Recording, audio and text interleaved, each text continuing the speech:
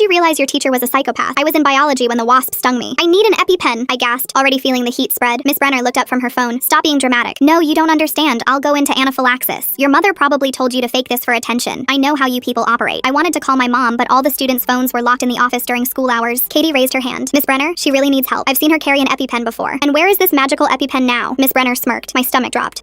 I left it at home, but there's one in the med cabinet. Of course you did. She walked over to the windows and cranked them wide open. Fresh air will help with your panic attack. That's when I saw it. A wasp nest, football-sized, hanging right outside our second-story window. We need to close those, David shouted. There's a nest. Mike and Anthony rushed to the windows, but Miss Brenner blocked them. These windows are painted shut on the bottom. Only the top portion opens, and I have the pole to close them. She held up the window pole, then tossed it in her desk drawer, locking it. The hives were spreading up my shoulder like tiny fire ants marching under my skin. I stood up to run for the door, but Miss Brenner moved faster than I'd ever seen her move. She grabbed the door handle and yanked hard. The whole handle came off in her hand. Oops, guess we're stuck until maintenance comes. What the freak? David shouted from the back. Language! Miss Brenner snapped. That's detention. My tongue felt thick, swollen. Pleth. I need help. You can't fool me. I know how your people lie, she said, pocketing the broken handle. 3 more wasps flew in through the open windows. One landed on Kevin's neck. He screamed and slapped at it. Another got Sophia. The room erupted in panic. Close the windows! 15 kids yelled at once. I told you, they're painted shut, Miss Brenner said, but she was smiling. One even landed on Miss Brenner's arm and stung her. She didn't even flinch. See? I'm fine. Leading by example. My chest felt like someone was sitting on it. The hives had spread to my face now and I could feel them. Raised welts that burned and itched so bad I was clawing at my skin until I felt blood under my fingernails. Oh my gosh, she's bleeding. Sarah started crying. Look at her face. Jamal ripped off his shirt and started fanning me. She can't breathe. Put your shirt on. That's inappropriate behavior, Miss Brenner screamed. 3 girls had formed a circle around me, trying to keep me calm. One was stroking my hair. Another was checking my pulse over and over. It's so fast. It's too fast. Miss Brenner stormed over to the thermostat and cranked up the heat. In the middle of summer, it was 100 degrees outside. Maybe if you all experience some discomfort, you'll stop enabling her performance. What is wrong with you? David was standing now, fists clenched. Everyone, please. Emma was sobbing. We need to break down the door. 6 kids started ramming their shoulders against it. Miss Brenner just laughed. Destruction of property. You're all getting expelled. My skin felt like it was too small for my body. Every inch of me was swollen, burning, screaming. That's when the whole class lost it. Kids were pounding on walls, screaming for help. Someone threw a textbook at the window, but it just bounced off. Kevin was holding his neck where he'd been stung, but he was still trying to pick the lock with a paperclip. Her lips are blue, Sarah screamed. Someone do something. Soon there was foam in my mouth that I couldn't swallow. My legs gave out and I hit the floor hard. Everyone was screaming at once. That's when Miss Brenner did something insane. She picked up a paperweight from her desk. You know what? Let's prove these are just normal wasps. She threw it straight at the nest outside. No! The entire class screamed. The nest exploded. Not just a few wasps, hundreds. A black cloud of fury heading straight for our open windows. I had seconds. Deodorant. In my backpack. I started crawling. My joints felt like they were full of broken glass. The first wasps were already entering. She's trying to get something, Katie yelled. Help her! Kids were diving under desks. The buzzing was so loud it drowned out everything else. Get back to your spot, Miss Brenner yelled, but even she was backing away from the windows now. Shut up! The whole class screamed it together. I used the desk to pull myself up. The screaming was deafening. 3 students helped steady me as I aimed at the smoke detector. I sprayed. Nothing. Kept spraying. Beep! The fire alarm went off. The last thing I heard was Miss Brenner screaming about how we were all faking it while wasps swarmed around her head. I woke up to paramedics over me. 17 students had been stung. Miss Brenner was screaming about mass hysteria while trying to explain why she'd thrown a rock at a wasp's nest. 3 kids had to be hospitalized because of her, and the whole time there was only one thing on my mind: destroying her. The gurney wheels squeaked against the hospital floor as they rushed me into the ER. The doctor's face appeared above me, checking my pupils with a pen light while calling out medical terms I didn't understand. Mom burst through the doors seconds later, her work clothes still on, mascara running down her cheeks. The doctor pulled her aside and I watched his hands move as he explained something serious. Mom's face went white. She grabbed my hand so hard her nails dug into my palm. The doctor came back and started checking my throat with a scope. He shook his head and wrote something on his clipboard. Mom asked him something and he nodded, pointing to marks on my neck. The rage from before started building in my chest again, not just at Miss Brenner, but at everything. The way she'd smiled while kids screamed. The way she'd thrown that rock like it was nothing. A man in a paramedic uniform walked in and Mom turned to look at him. It was Ash Ayala, the one who'd saved me. He had a folder in his hand and started talking to Mom about what he'd seen when they arrived. 17 kids with welts covering their arms and faces, 3 needing immediate transport, including me. Miss Brenner standing there claiming we were all faking for attention. He pulled out a business card and handed it to Mom. She took it and her jaw got tight the way it does when she's really mad but trying to stay calm. The doctor came back with more papers and started explaining about my oxygen levels dropping. He showed Mom the monitor where my heart rate kept jumping around. They wanted to keep me overnight for observation. Mom nodded and signed whatever they put in front of her. The doctor kept writing things down, measuring the welts on my arms, taking photos with a hospital camera. He told Mom this wasn't negligence. He used a different word. Mom asked him to write that down and he did, signing his name at the bottom. A nurse brought in a plastic bag with my stuff from the school. My phone was in there along with my backpack. I turned it on and the screen lit up with notification after notification. 47 texts in our class group chat. Katie had sent a video and my hands shook as I opened it. There was Miss Brenner, clear as day, picking up the paperweight and throwing it at the nest. David had gotten one too, showing her locking the door handle in her desk drawer after breaking it off. Sarah had photos of my face turning blue. Kevin had one of the thermostats showing 98 degrees. I forwarded everything to Mom's phone one by one. She watched them with her lips pressed into a thin line. That night they moved me to a regular room and Mom slept in the chair next to my bed. I woke up screaming about wasps in my hair, clawing at my scalp until Mom grabbed my hands. The AC unit kicked on and the buzzing sound made me panic. My heart monitor started beeping like crazy and nurses rushed in. Mom had to talk me through breathing exercises she Googled on her phone. Every time I closed my eyes, I could hear that buzzing. Sleep became impossible. The next morning, Mom's phone rang while she was getting coffee from the machine down the hall. I answered it and heard Assistant Principal Kelsey Barron's voice. She started talking about an unfortunate incident and how the school was investigating. Mom came back and I put it on speaker. Barron kept using words like alleged and reviewing and asked us not to discuss anything publicly while they looked into it. Mom rolled her eyes at me and I mouthed a word that would have gotten me detention. Mom nodded and told Barron we'd be getting a lawyer. Barron's voice changed then, got higher, and she started talking faster about school policy and proper channels. Mom hung up on her. My phone was going crazy with messages from everyone in class. Sarah had made a shared Google Doc and everyone was adding their timeline of what happened. Who saw the rock throw at what time? Who heard the comment about you people and when? Who had photos and videos? Kevin added that his neck was still swollen and attached a picture. Katie wrote down everything about the door handle. David added screenshots of the weather showing it was already 95 degrees outside when Miss Brenner turned up the heat. Everyone was comparing what they remembered and making sure we had the same story. That afternoon, the hospital phone in my room rang. It was Faye Baxter, the school nurse. She wanted to document my allergy history for her records. She mentioned she'd been warning about the EpiPen access problem for 2 years. She had emails to prove it. She told Mom she'd put everything in writing and suggested we request my full health records from the school. Her voice sounded tired but also determined, like she'd been waiting for something like this to happen. Something's not adding up here. Why would a teacher throw a rock at a wasp nest when kids are already getting stung? Miss Brenner's behavior feels so extreme, it makes me wonder what's really driving her actions in that classroom right now. She gave us her personal cell number and said to call if we needed anything. 2 days later, they released me from the hospital and I had to go back to the school. The biology room had yellow tape across the door like a crime scene. Every buzzing sound made me freeze in the hallway. A fly went past my face in English and I dove under my desk. Kids stared at me. Some girl's phone vibrated in her pocket and I jumped so hard I knocked my books off my desk. All I could think about was where the exits were in each classroom, how fast I could get to them, whether the windows opened. Nurse Baxter called me to her office during lunch and took photos of the welts that were still visible on my arms and neck. She had me fill out an official incident report, asking for every detail I could remember. She made 3 copies on the copy machine, one for us, one for her official files, and one she locked in her personal filing cabinet. She looked around like she was checking for cameras, then leaned in close. She whispered that she didn't trust the main office with evidence because things had a way of disappearing. The next morning, I walked into biology and froze. A substitute teacher sat at Miss Brenner's desk with all the windows sealed shut with duct tape. She kept checking the windows every few minutes like something might break through. Only half the class showed up and everyone whispered about Miss Brenner being on administrative leave but still getting her full paycheck. My chest burned, knowing she was sitting at home getting paid while we had to come back to this room. Katie moved her desk closer to mine and kept watching me like I might collapse again. The substitute passed out worksheets with shaking hands and didn't make eye contact with anyone. Kevin had bandages on his neck from the wasp stings. 3 empty desks belonged to kids still in the hospital. The counselor appeared at the door and pointed at me to follow her. Her office smelled like vanilla candles and she had motivational posters everywhere about believing in yourself. She sat down and folded her hands on her desk while I picked at a loose thread on my jeans. She said Miss Brenner suggested we all experienced mass hysteria from seeing one wasp and that teenagers can convince themselves of anything. I stared at her until she looked down at her papers. I asked if mass hysteria causes anaphylaxis and shows up on medical tests. She shuffled more papers and didn't answer. She said she just wanted to check how I was processing everything. I stood up and left without asking permission. That afternoon, my phone started buzzing nonstop. Someone had posted about the incident on Facebook and it was spreading everywhere. Messages flooded in from strangers calling me brave and others calling me a liar who wanted attention. One person said I ruined a good teacher's career over nothing. Another threatened to find out where I lived. Mom grabbed my phone and changed all our privacy settings, but screenshots were already spreading. I felt like everyone in town was watching me and picking sides. That night, Mom cleared the kitchen table and pulled out a yellow legal pad. She said we were filing formal complaints for discrimination, safety violations, and attempted assault. We stayed up until 2 in the morning writing down every single detail while it was fresh. Mom typed on her laptop while I drew diagrams of where everyone was sitting. Her hands shook with rage as she typed about Miss Brenner throwing the paperweight at the nest. She printed 3 copies of everything and put them in separate folders. The next afternoon, kids from my class started showing up at our door with their parents. Katie brought 3 pages of handwritten notes and a drawing showing exactly where everyone sat and where the wasps came from. David's statement mentioned hearing Miss Brenner say, "your people," twice before the wasp incident. Kevin wrote about her refusing to let them close the windows. Every parent looked angry and wanted to help. Mom organized all the statements by date and had everyone sign them in front of each other as witnesses. We had 17 statements by dinner time. Mom's phone rang and it was Kelsey Barron's secretary saying the assistant principal wanted to meet with us. Mom hung up and immediately started preparing like she was going to war. She printed every email, organized all the medical records from the hospital, and put everything in a huge binder with labeled tabs. She made me practice staying calm even when I wanted to scream about what happened. We agreed I would tap the table 3 times if I needed to leave the room. She bought a new voice recorder and tested it 5 times. The meeting was scheduled for Thursday at 10. We arrived 15 minutes early and sat in the waiting area. Barron kept us waiting for 20 minutes past our appointment time. When she finally called us in, she had the principal and someone from the district office with her. Mom placed her phone on the table with the recording app clearly visible. Barron's eye twitched when she saw it. She started talking about patience and discretion while they investigated. She strongly suggested we shouldn't post anything online that might complicate matters. She used air quotes around the word investigated. Mom asked if she was suggesting we stay quiet about a teacher who caused multiple hospitalizations. Barron said that wasn't what she meant, but we needed to think about the bigger picture. The district person kept taking notes but never looked up. Mom asked for copies of their investigation timeline, and Barron said that wasn't public information yet. We left after 30 minutes with nothing resolved. That evening, Mom's phone dinged with an email from Ash Ayala. He'd sent his official incident report describing finding me cyanotic and barely responsive when he arrived. His report noted Miss Brenner was aggressively dismissive of the medical emergency and tried to prevent him from treating me. He wrote that she claimed we were all faking for attention, even while multiple students showed obvious allergic reactions. Mom printed 5 copies copies and added them to our growing file. Having official documentation from the actual paramedic who saved me felt like armor against everyone calling us liars. Mom started requesting records from everywhere. She filed a formal records request for the maintenance logs from the school. 3 days later, a thick envelope arrived. She spread the papers on the table and found it. 4 months ago, someone reported the broken windows in the biology room as a safety hazard. The work order was marked non-priority and never completed. There were 3 follow-up requests that were all ignored. Mom's face went white and she had to sit down. This could have been prevented if they'd just fixed the windows. Nurse Baxter called and asked to meet with us privately at a coffee shop downtown. She looked around nervously before sitting down. She explained the EpiPen cabinet required 2 staff members with different keys to open it. Even in an emergency, it took minimum 5 minutes to access. She'd been fighting to change this policy since a student almost died 3 years ago. She pulled out a folder of her own emails and requests that were all denied. Her frustration matched ours perfectly, as she showed us email after email of her begging them to change the policy. The next day, Mom's phone started buzzing non-stop with emails from someone named Lynette Berger, who turned out to be the district risk manager. She wanted copies of everything we had, including medical records and witness statements, and kept warning about potential legal ramifications of public statements. Mom forwarded every single email to her lawyer friend who'd been helping us for free. The emails kept coming every few hours, demanding all communication go through her office now, and threatening consequences if we talked to anyone else about what happened. Mom printed them all out and added them to our growing folder of evidence. My phone buzzed with a text from Kevin saying his parents were pulling him from the witness list. Someone had called them suggesting it might affect his college recommendations if he got involved in this mess. 2 other kids from class sent similar messages saying their parents didn't want them testifying either. The group chat we'd started after the incident went quiet as more kids stopped responding to messages. Everyone was scared now. Walking past the science wing the next morning, I heard buzzing from a broken fluorescent light and dropped straight to the floor. My whole body went cold and I couldn't breathe right. Jamal found me curled up against the lockers and helped me to the nurse without asking any questions. He kept talking about his new video game and the math test and anything except wasps while we walked. The nurse taught me this grounding technique where I had to name 5 things I could see, which were the poster on her wall and the Band-Aid box and the sink and the clock and her coffee mug. Then 4 things I could hear like the air conditioner and kids in the hallway and the phone ringing and Jamal tapping his foot. Then 3 things I could touch, which were the paper on the bed and my backpack strap and the cold metal rail. It helped a little, but my hands were still shaking when I left. The counselor called me in during 4th period and suggested again that I should let the adults handle this. She said holding on to anger wasn't healthy, and maybe I should consider forgiveness for my own peace of mind. I stood up and walked out without saying anything because there was nothing to say to that. That afternoon, an anonymous email showed up with screenshots of 3 previous complaints about Miss Brenner. One was an asthma attack where she told the kid to stop being dramatic until he passed out. Another was a diabetic episode where she refused to let the student eat their glucose tablets. The third was another allergic reaction to peanuts where she made the kid wait 20 minutes before calling the nurse. Nurse Baxter's locking evidence in her personal filing cabinet gives off serious, "I've seen some stuff go down here" vibes. She's basically running her own secret witness protection program for paperwork at this point. The sender said they were afraid to come forward, but thought I should know I wasn't the first. Mom immediately forwarded everything to our lawyer contact. Mom filed a formal records request for all of Miss Brenner's personnel files and disciplinary history the next morning. The district responded within hours saying it would take 30 business days to process due to unusual volume of requests. We both knew they were stalling, but there wasn't much we could do except wait. A leaked maintenance report showed up in our mailbox with no return address. It showed the door handle in the biology room had a known defect that made it easy to break if pulled hard enough. The repair was scheduled for next semester due to budget constraints. There was a note in the margin dated 3 months ago that said teachers had been notified about the issue. Miss Brenner definitely knew about it when she yanked that handle. At the school board meeting that week, I stood at the podium for public comment with my voice shaking so bad I could barely read my notes. I only got 3 minutes, but I made them count, describing how I nearly died while my teacher watched and smiled. I made sure to mention the part about your people and how she threw a rock at the wasp nest on purpose. Several board members wouldn't make eye contact with me, and one actually got up and left during my speech. The next morning, I got called to the office and handed a disciplinary notice for misuse of safety equipment regarding the fire alarm. They said I'd endangered other students by causing unnecessary panic, even though it literally saved my life. Mom went nuclear and called the superintendent's office demanding an immediate meeting. She used words I'd never heard her say before, and her face turned red while she yelled into the phone. By lunch, the notice had mysteriously disappeared from my file, and the vice principal said there must have been some kind of misunderstanding. Mom and I spent that evening researching the state education code online. We found the exact statute that said activating a fire alarm during imminent danger to life was explicitly protected. We printed out 15 copies and highlighted all the relevant sections with a yellow marker. We made a whole binder with tabs for different sections of the code that applied to our situation. Knowledge felt like power returning after weeks of feeling helpless. The binder kept growing thicker as we added more evidence and more laws that had been broken that day in the biology room. 2 days later, the district sent someone to pull kids out of class one by one. My friend texted me that they made her cry with their questions about whether she might have misunderstood what happened. Another classmate said he refused to answer anything without his mom there. The woman interviewing them kept asking if maybe Miss Brenner was just trying to teach us about nature, or if we were being too dramatic about normal wasp behavior. She had this fake concerned look while writing notes that I could see from the hallway when kids came out looking upset. 3 students from the room next door ended up writing statements about hearing all the screaming and seeing wasps flying into the hallway after they got into our classroom. Their teacher wrote her own statement saying she called the office for help but got told to just keep teaching like normal. The pile of evidence kept getting bigger and bigger. The paramedic who saved me sent over this detailed medical report that described everything wrong with me when he got there. He wrote about my lips being blue and foam in my airways and my blood pressure being so low he could barely find it. He put in writing that if he'd gotten there even 1 minute later, I probably would have died. Mom made copies of that report and framed one for our wall at home. Word got around school that Miss Brenner was on paid leave while they investigated everything. Half the teachers looked at me with sympathy when I walked by, but the other half acted cold and wouldn't even make eye contact. You could tell which teachers thought I was making trouble and which ones understood what really happened. The divide was so obvious that kids started noticing which teachers sat together at lunch now. The local news lady ran a segment about safety concerns at our high school without saying anyone's name directly. They showed footage of our classroom with the windows and close-ups of what was left of the wasp nest outside. My phone buzzed all evening with messages from people who recognized our school, even though they tried to blur the signs. Mom spent hours on the phone with the Office of Civil Rights filing a discrimination complaint and another one with the state about my 504 plan being violated. The intake person said these investigations usually take 6 to 18 months to finish. That timeline felt impossibly long when I just wanted this to be over. The district risk manager called Mom to suggest a restorative justice circle, where I would sit in a room with Miss Brenner to heal and move forward together. I told Mom I'd rather eat actual wasps than sit in a room with that woman. Mom was more professional in her response, but basically told them the same thing. Someone slipped a note into my locker that said snitches get stings with this crude drawing of a wasp on it. I took it straight to security, but they said without cameras in that hallway there was nothing they could do about it. The helplessness felt exactly like being trapped in that classroom all over again. At lunch, a group of students brought this petition with 200 signatures asking for better emergency protocols and EpiPens in every classroom. The girl who organized it had been one of the kids who got stung that day. It felt better knowing other students were fighting for change instead of me doing it alone. The teachers union put out this statement about due process and not rushing to judgment that didn't mention student safety even once. The community Facebook groups exploded with arguments between parents taking different sides. Some people said Miss Brenner was a dedicated teacher being railroaded, while others shared their own bad experiences with her. I stayed off social media completely because reading the comments made me feel sick. Mom kept adding more papers to our binder and highlighting more sections of education code that had been violated. She found regulations about emergency medical procedures and discrimination laws and safety requirements that the school ignored. Every new piece of evidence made our case stronger, but also made me angrier about how many rules they broke. The principal sent out a letter to all parents about reviewing safety protocols, but never mentioned what actually happened or apologized to anyone. Kids in my class started sharing their own stories about times Miss Brenner had been cruel or refused to help him with legitimate problems. One boy said she wouldn't let him use his inhaler during an asthma attack because she thought he was faking. Another girl said Miss Brenner made fun of her stutter in front of the whole class. The stories kept coming, and each one made me realize this wasn't just about me. More teachers started avoiding me in the hallways, and I heard whispers about troublemakers and attention seekers when I walked past the teacher's lounge. Even teachers I used to like seemed different now that I was the kid causing problems for one of their own. The whole school felt divided into camps, and I was stuck in the middle of it. Mom started getting calls from other parents whose kids had problems with Miss Brenner over the years. They shared documentation and old emails and recorded conversations that showed a pattern of behavior going back years. We added everything to our growing collection of evidence. The superintendent announced they were conducting a thorough investigation, but wouldn't comment on personnel matters. That was their way of saying they wouldn't tell us anything about what was happening with Miss Brenner. Kids kept asking me if I was going to sue the school, and I didn't know what to tell them because Mom was still meeting with lawyers. The whole situation felt like it was spinning out of control and getting bigger than just what happened in that classroom. 3 days later, Mom took me to the grocery store because we needed food, and she thought getting out would help me feel normal again. The freezer section had those old lights that buzzed, and the second I heard it, my whole body locked up. My chest got tight and I couldn't breathe, and the basket fell out of my hands and oranges rolled everywhere. I ran outside and collapsed by our car and couldn't stop shaking. This old lady found me there gasping for air and sat down right on the dirty ground next to me. She held my hand and counted with me until Mom came running out with security behind her. The whole parking lot was staring at me like I was crazy, and that made it worse. Mom drove me straight to the school nurse's office even though it was Saturday because Nurse Baxter said she'd meet us there. She spent over an hour showing me how to use the practice EpiPen over and over until my hands stopped shaking when I held it. She taught me this thing where you name 5 things you can see, 4 you can touch, 3 you can hear, 2 you can smell, and 1 you can taste. We practiced it until I could do it without thinking. She typed up this long letter saying I needed to carry my phone and EpiPen everywhere at the school for medical reasons. She printed 3 copies and signed them all with her license number and everything. Mom took the letter to the district office Monday morning and sat there for 4 hours until Kelsey Barron would see her. Barron read the letter and said they'd allow the EpiPen, but the phone policy was district-wide, and they couldn't make exceptions for one incident. Mom asked what would happen if I needed to call 911, and Barron said teachers have phones for emergencies. How did that anonymous sender even know about other incidents with Miss Brenner? The timing of all these documents showing up, the maintenance report, witness statements, it's like watching puzzle pieces click together in the most interesting way possible. Mom pointed out that Miss Brenner had a phone and didn't use it, and Barron just kept saying policy is policy. I bit down on my tongue so hard I tasted blood because I wanted to scream at her stupid face. Tuesday afternoon, the principal called Mom and said someone found security footage from the outside camera that shows the whole thing. You could see Miss Brenner pick up something from her desk and throw it right at the nest. The video was clear enough to see her arm motion and everything. Mom asked for a copy, but they said it was part of an ongoing investigation and couldn't be released. Wednesday, the district sent a letter saying the video quality was too poor to be conclusive about what happened. Mom watched it herself in the principal's office and said you could see everything clear as day, but they kept saying it was inconclusive. My disciplinary note for pulling the fire alarm got removed from my file, but they put in a letter of caution about following proper emergency procedures. Mom wanted to fight it, but our lawyer said we had bigger battles and this was actually a win. The compromise made me want to throw up because they were still blaming me for saving myself. Thursday, Lynette Berger from the district called Mom about a possible resolution. She talked about policy changes and sealed records and said there could be a modest payout if we signed an NDA. Mom asked how much modest meant and Berger said around $15,000. Mom said she needed time to think about it. I heard her crying in her room that night because the medical bills were already at $8,000 and climbing. Part of me wanted to take it just to make everything stop, but part of me wanted everyone to know what really happened. Friday morning, someone posted the security video online with a caption, "Teacher attacks students with wasps." It had 3,000 views in 2 hours before the district got it taken down. They sent out an email threatening legal action against whoever leaked it. I didn't do it, but I was so glad someone did. People started sharing screenshots before it got deleted, and the whole town was talking about it. That afternoon, Miss Brenner's supporters made their own Facebook group called Support Our Teachers. They posted this long statement about how she was victimized by hysterical students and helicopter parents. They kept talking about her 30 years of service like that made it okay to throw rocks at Wasps. They said kids today are too soft, and back in their day, teachers had real authority. Reading their posts made me so mad, I threw my phone across the room and cracked the screen. Mom found me punching my pillow and just held me while I cried from pure rage. Monday, the school board announced they were bringing in an independent investigator named Bram Bender to review everything. People said he was really good at his job and didn't take sides. For the first time since this started, I felt like maybe someone would actually listen. He called Mom Tuesday and set up an interview for Thursday. I spent Wednesday night organizing everything we had into a binder with tabs and labels. Mom helped me print all the emails and documents and photos of my welts. We had witness statements from 12 kids and 3 parents who saw me after. Thursday morning, Bram Bender showed up with a recorder and notebook. He was younger than I expected and actually looked at me when I talked instead of at his papers. We sat at our kitchen table for 2 hours going through every single detail. He asked about the window pole, and I showed him the photo David took of it locked in her drawer. He asked about the EpiPen, and I explained how the nurse's office was locked during class. He asked why Miss Brenner would do this, and I told him about her comments about my people and how she'd been failing certain students all year. When I showed him the binder, his eyebrows went up and he actually said, wow. He went through every page taking notes and asking questions. He thanked me for being so organized and said it would really help his investigation. After he left, Mom said he seemed shocked by some of the evidence, and that was a good sign. Over the next 2 days, Bender talked to pretty much everyone who was in that classroom. Katie found me after school and told me he'd asked her really specific stuff about what Miss Brenner said about my people and exactly how she broke the door handle. She said he wrote down every word and asked her to repeat parts 3 times to make sure he got it right. David said Bender wanted to know if Miss Brenner had ever done anything like this before, and when David told him about the time she locked a kid with diabetes in the supply closet during a low blood sugar episode, Bender's face got really serious. Kevin showed him the video he'd taken on his phone that he'd hidden from the school when they tried to confiscate all our phones after the incident. The video showed Miss Brenner throwing the paperweight at the nest, and you could hear her laughing when the wasps started coming in. Bender watched it 4 times and asked Kevin to send it to his official email. Other kids told him about how she'd failed certain students for no reason, and always made comments about where we lived or what our parents did for work. The consistency of everyone's stories seemed to matter a lot because Bender kept nodding and saying things like that matches what others said. 3 days later, Mom got a call from the district office, and they told her Miss Brenner had resigned for personal reasons effective immediately. The email they sent out to all the parents were 2 sentences long and just said it was a personnel matter they couldn't discuss. No apology, no acknowledgement that she'd done anything wrong. Nothing about the 17 kids who got stung or the 3 who ended up in the hospital. The lack of accountability made my chest burn with anger, and I threw my backpack across my room so hard it knocked over my lamp. Mom tried to calm me down, but I could see she was just as mad because her jaw was doing that thing where she clenches it really tight. The next week, the district sent out another email announcing new safety policies, including accessible EpiPens in every building and emergency override capabilities for all classroom doors. They made it sound like they'd just randomly decided to improve things, not like a teacher had almost killed students. The policies were good, but they were the bare minimum and nothing about phone access during emergencies or mandatory training for teachers about medical conditions. Mom's lawyer friend looked at it and said it was progress wrapped in legal protection to avoid admitting fault. My fire alarm discipline got fully expunged from my record, but when we got the updated file, there was still a note about the unusual nature of the incident that required emergency intervention. Mom's lawyer friend said we could fight to get that removed too, but it would probably take years of hearings and appeals and cost more than we had. I was too tired to care about perfect records anymore and just wanted to move on. Mom met with a civil lawyer about suing the district and Miss Brenner personally, but every meeting ended with them pushing an NDA and settlement offer that kept getting bigger. The lawyer said we could get a decent amount if we agreed never to talk about what happened publicly, but Mom kept asking if that was justice or just a payoff. We went back and forth for days about whether making it public would help other kids or if taking the money would let us move somewhere better. Neither option felt like winning because Miss Brenner was already gone, and the system that let her do this was still there. Late one night, I couldn't sleep and realized my promise to destroy Miss Brenner didn't matter anymore because she'd already run away. But the anger didn't go away. It just shifted to the people who'd protected her and the policies that let teachers get away with stuff like this. The assistant principal who'd ignored complaints for years was still there. The district officials who'd shuffled papers instead of protecting kids were still there. The fight wasn't over. It was just different now and bigger than one bad teacher. Mom found a therapist who specialized in trauma and medical PTSD who had an office across town instead of at the school. The first session, I couldn't even talk about what happened without my hands shaking, but she said that was normal. We started with exposure therapy where I'd listen to buzzing sounds for a few seconds at a time while doing breathing exercises. Some days I could handle it and other days I'd have to stop after 2 seconds. The panic attacks were getting less frequent, but I still couldn't be near windows without checking for nests. Progress was slow, but at least it was progress. At the school, the lunch table dynamics completely changed because some kids didn't want to talk about what happened and others couldn't stop talking about it. Sarah, Katie, David, and Kevin formed this tight circle where we'd sit together every day, and we didn't need to talk about Wasps or Miss Brenner because we all knew. The shared trauma bonded us in a way that was hard to explain to anyone who wasn't there. Other kids who used to sit with us drifted away to other tables, and new kids were scared to approach us because of what happened. 2 months after Mom filed the complaint, the Office of Civil Rights sent an official letter acknowledging receipt and estimating a 12-month investigation timeline. 12 months just to investigate something that had witnesses, video evidence, and hospital records. The letter felt both validating because someone official was finally looking at it, but also frustrating because justice apparently moved slower than snails. Lynette Berger called Mom's cell phone directly, which was weird because she'd never done that before, and pressured her to remove the leaked video from wherever it was posted. She claimed it would prejudice the investigation and make it harder to get a fair outcome, but Mom's lawyer friend handled the response. Miss Brenner's sudden resignation for personal reasons feels way too convenient after Bender collected all that evidence. Makes me wonder what deals got made behind closed doors that we're not hearing about? He basically told her to prove we were the ones who posted it since Kevin had sent it to tons of people before the school tried to take phones. The video stayed up and actually spread to more platforms after Lynette's call because someone posted about the district trying to suppress evidence. 2 weeks later, my phone started blowing up during lunch. Someone in our group chat sent a screenshot from a tutoring website showing Miss Brenner's face next to 5-star reviews. She was working 3 towns over at some learning center, teaching kids one-on-one for $60 an hour. My hands shook as I scrolled through her profile where she bragged about 10 years of teaching experience and her special way with difficult students. The screenshot spread through every group chat in minutes, and by the time I got home, there were already parents commenting on local Facebook pages, asking if this was the same teacher from the Wasp incident. I sat at my kitchen table staring at her smiling photo on the website, feeling this sick helplessness that she was still out there with access to kids who had no idea what she'd done. That night, I couldn't sleep, so I opened my laptop and started typing everything that happened, changing names but keeping all the details about the wasps and the broken door handle and how she'd thrown that rock at the nest. I posted it on one of those anonymous story sites where people share their experiences, and within an hour, there were already 50 comments. Some people called me brave, while others said I was probably exaggerating or making it up for attention, but just getting it all out there in my own words felt like taking back some control. The notifications kept coming until Mom saw me crying at my phone and helped me turn them all off, sitting with me while I deleted the app completely. 3 days later, I got an email from the school board announcing that starting next semester, all staff would have mandatory anaphylaxis training, including how to recognize symptoms and use an EpiPen. The email didn't mention our incident, but Nurse Baxter texted me a heart emoji with the words, "You did this." And I actually smiled for the first time in weeks. When school reopened after repairs, I had to walk past the biology room to get to my locker, and my whole body tensed up the first time. The new substitute teacher had covered all the windows with these bright posters of the periodic table and motivational quotes so you couldn't even see outside anymore. I made myself walk the whole hallway without stopping or looking away, counting it as a win, even though my palms were sweating the entire time. Nurse Baxter asked me to join the new student safety committee she was starting, and I said yes, even though it meant staying after school every Tuesday. We worked on emergency response plans and made lists of all the medical conditions students had, so teachers would actually know who needed what kind of help. Writing policies and procedures felt way better than just being angry all the time, like I was actually doing something useful with all this energy inside me. Mom's lawyer friend called one afternoon saying he'd gotten a copy of Bram Bender's investigation report through some legal filing, and it was brutal. The report used words like serious misconduct and negligence, and recommended Miss Brenner's teaching credential be reviewed by the state board. But Mom reminded me that recommendations weren't the same as actual consequences. A week later, an envelope arrived from the district with a check for our emergency room copay and deductible. No letter or explanation, just the check. I used part of the money to buy 3 EpiPens, 1 for my backpack, 1 for my locker, and 1 for my purse, because being over-prepared felt safer than trusting other people to help. Late at night, I'd lie in bed thinking about how justice hadn't come the way I'd imagined it would, with Miss Brenner getting arrested or losing her license or at least apologizing. Instead, it came in pieces like the mandatory training and the safety committee, and that check that didn't even admit fault. She was gone from our school, but still teaching somewhere else. The policies had changed, but probably not enough to prevent something similar, and my trauma was healing, but would never fully go away. The anger still lived inside me next to this weird new strength that came from knowing I'd fought back and survived, even when the adults who were supposed to protect me had failed. I'd wanted to destroy her completely, but learned that sometimes winning means accepting the small victories and using them to build something better. Justice doesn't always come crashing in with stilettos and gavel slams. Sometimes it just strolls in wearing sneakers, showing up as mandatory training sessions and safety committees instead of dramatic courtroom showdowns. If you made it to the end, drop a comment. I love reading all your comments.